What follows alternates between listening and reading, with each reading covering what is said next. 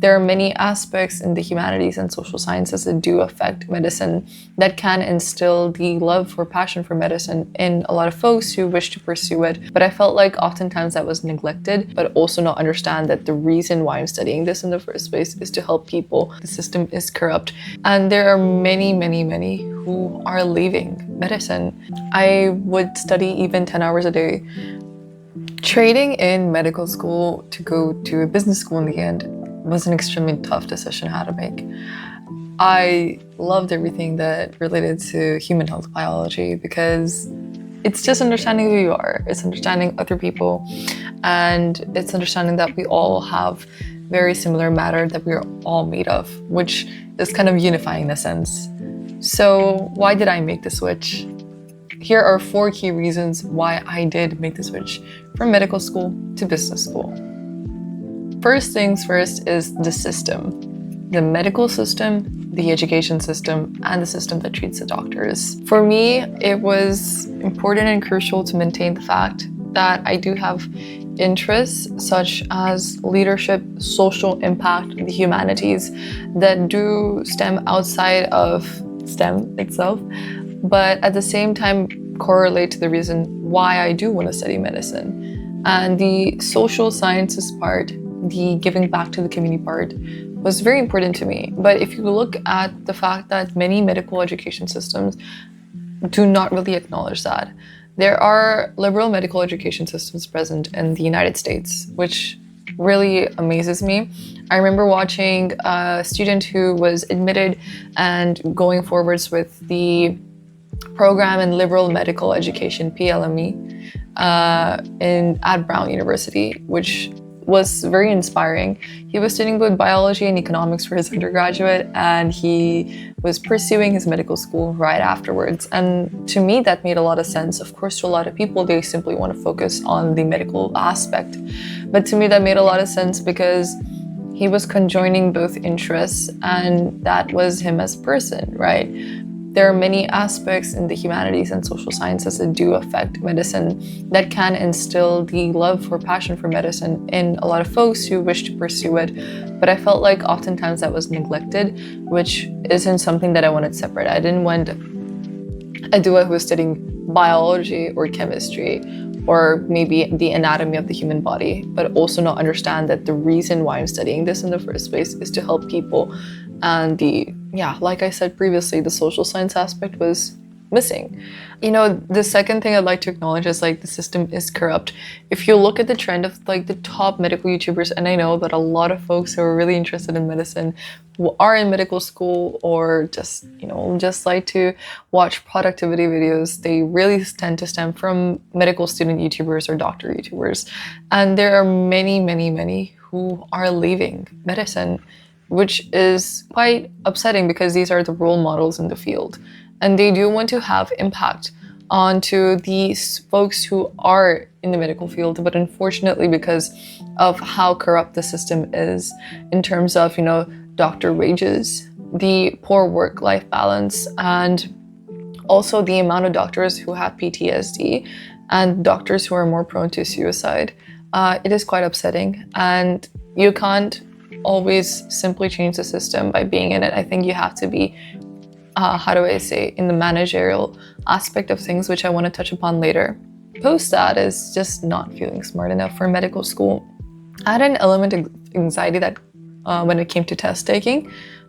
So I remember throughout high school, I burned my fingers twice during examination season because I was just really panicking all over the place. I also got carpal tunnel syndrome in my right dominant hand, and sometimes my hand would even be shaky out of anxiety because the test taking aspect of, which is really important in medical school entirely, it really freaked me out. So for me, that would have really let me down. I would study even 10 hours a day for exams or for my entrance exam or even for, the A-level curriculum. And I simply felt like the level of input that I was placing in my studies was not rewarding enough. Like, it did not have an equal or even greater level of output that was coming from the efforts that I was placing in. I felt like if there was another person, another average person who was in my place, who was placing in the same amount of effort that I was placing in, they would have gotten way farther ahead. And this is not to say that I'm stupid or anything. I just felt like there was something that wasn't right. And sometimes you can't keep knocking on the same door. Maybe you have to accept that it probably isn't for you.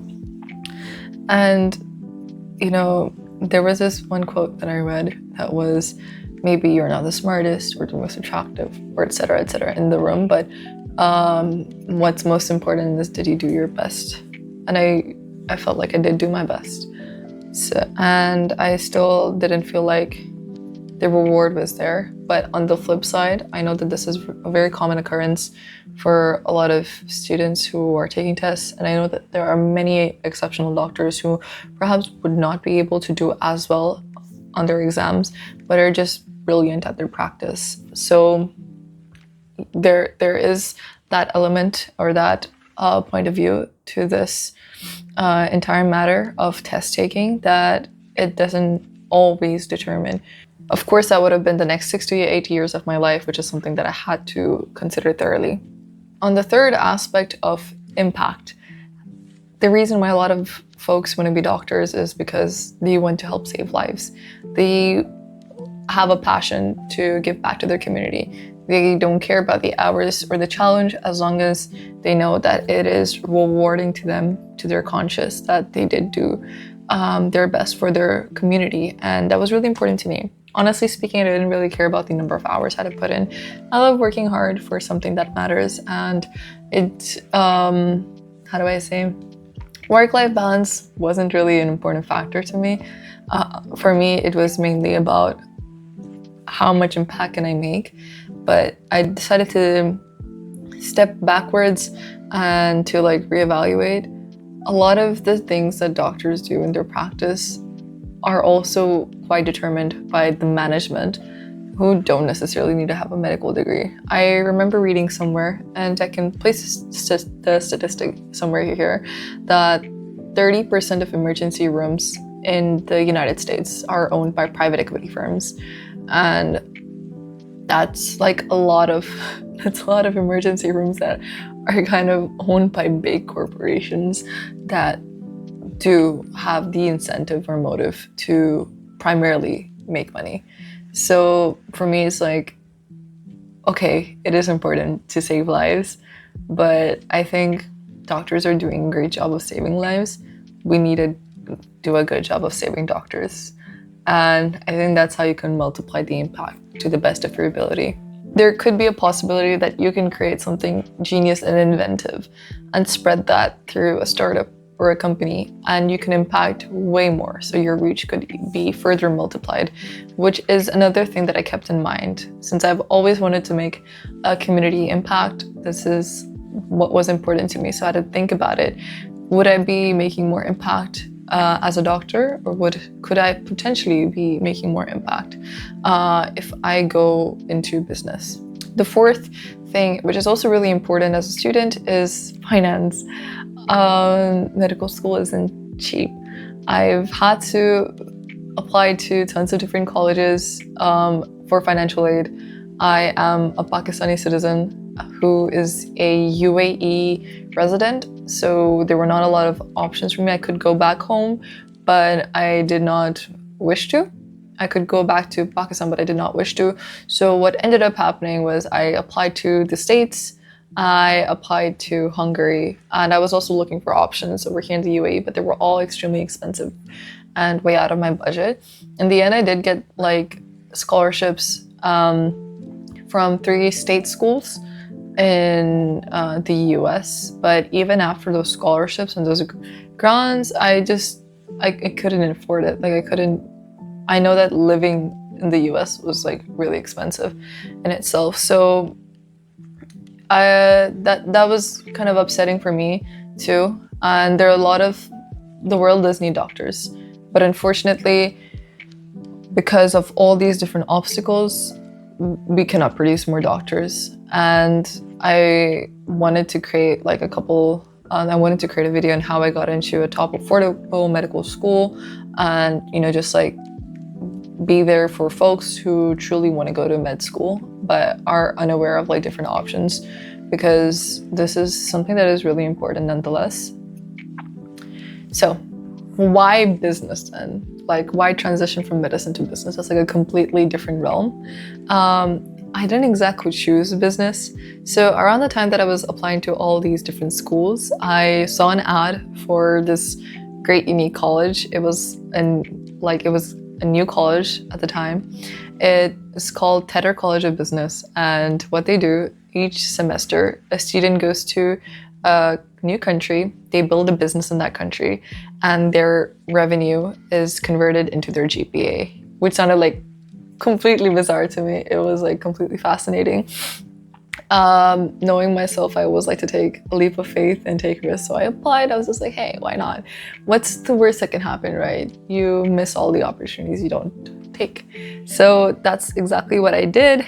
And I got in with a good scholarship, and that confused me even more. I was like, in one hand, I had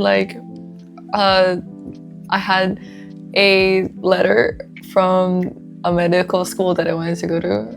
That was a 6-year direct program. I could go to the States, practice my residency right afterwards. It was in my budget, it was affordable, and there were great research opportunities. I could go all over Europe and do research too. And on the other hand, I got like a great scholarship from a business school. So it was like really confusing for me.